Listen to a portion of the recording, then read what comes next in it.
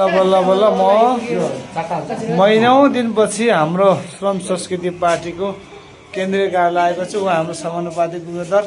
यसपालि जति सिट आए पनि सम्मान गरेको छौँ। आउँदो दिनको हाम्रो माननीय भइ नै सक्नु भएको छ। हाम्रो चाहिँ मन ढकाल उहाँ चाहिँ गोर्खा जिल्ला हुनुहुन्छ। ल कार्यालय हामी आइपुग्यौँ। एकछिन ल भ्याक्सिन दिन्छु ल।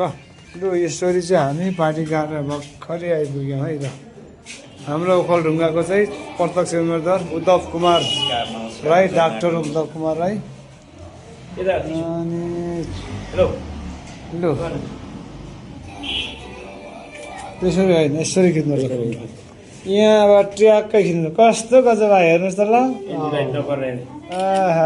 ल यसरी चाहिँ पार्टी कार्यालय आइपुग्यो है। बल्ल बल्ल बल्ल यो मेरो पार्टी कार्यालय, हाम्रो पार्टी कार्यालय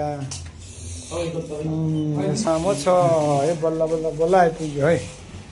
लु पार्टी कार्यालय आइपुग्यो। यो पार्टी कार्यालय पनि ओहो ल नमस्कार।